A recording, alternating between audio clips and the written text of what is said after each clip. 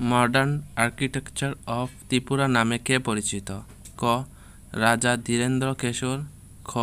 বীর বিক্রম কিশোর মাণিক্য, গ. কিরিট বিক্রম কেশর, গ. রাধা কিশোর মাণিক্য।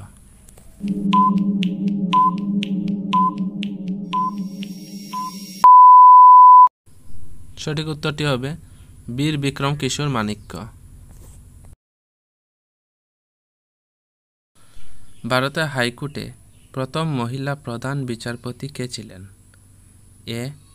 ফাতিমা বিবি, বি. রুমা পাল, সি. লেলা শেঠ, ডি. ইন্দু মালহোত্রা। কোনটি সঠিক হবে এটি উত্তর কমেন্ট বক্সে দিয়ে দেবেন। পরবর্তী আমি উত্তর বলে দেওয়ার পর এটি সঠিক হয়েছে কিনা নিজে যাচাই করে নিতে পারবে।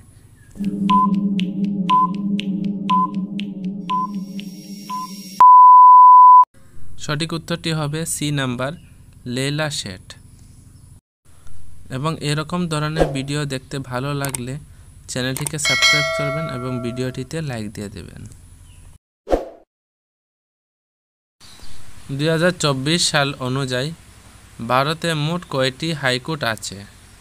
এ. 21টি, বি. 25টি, সি. 29টি, ডি. 33টি।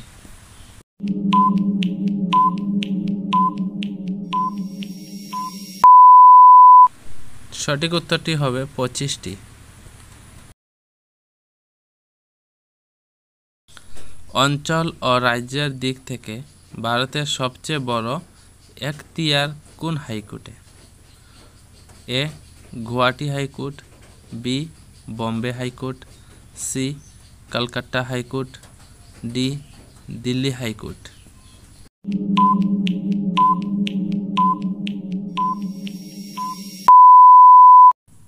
সঠিক উত্তরটি হবে গুয়াহাটি হাইকোর্ট।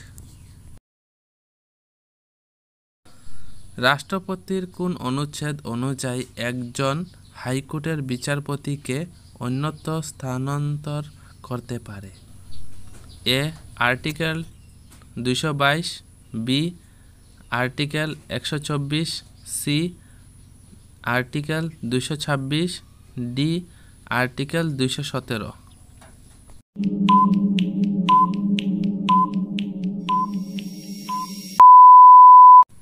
সঠিক উত্তরটি হবে আর্টিকেল 222। হাইকোর্টের বিচারপতিদের বেতন কে নির্ধারণ করে? এ. রাষ্ট্রপতি, বি. সংসদ আইন দ্বারা নির্ধারণ, সি. Supreme court, D. আর্থিক কমিশন।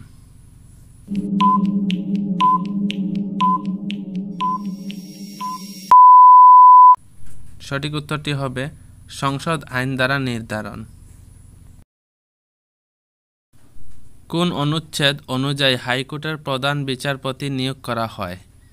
এ. Article 124, B. Article 217, C. Article 222, D. Article 226।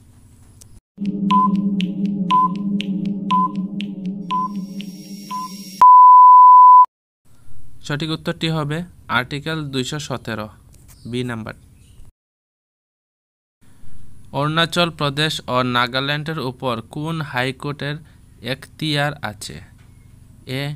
Guwahati high court, B. Manipur high court, C. Meghalaya high court, D. Kolkata high court.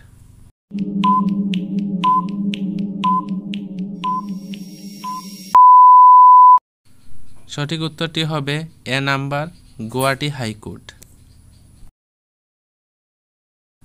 হাইকোর্টের বিচারপতি অবসরের বয়স কত? এ. 60 বছর, বি. 62 বছর, সি. 65 বছর, ডি. 58 বছর।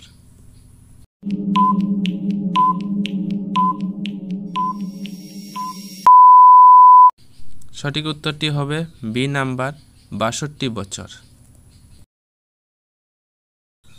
কোন অনুচ্ছেদ অনুযায়ী হাইকোর্ট রেকর্ড হিসাবে বিবেচিত হয়? A. Article 129, B. Article 215, C. Article 124, D article 214।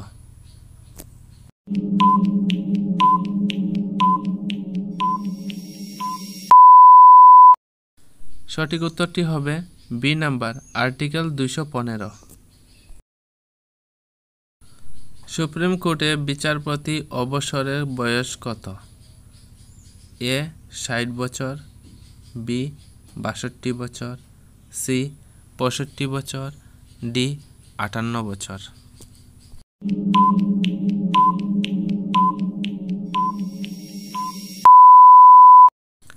সঠিক উত্তরটি হবে সি নাম্বার 65 বছর।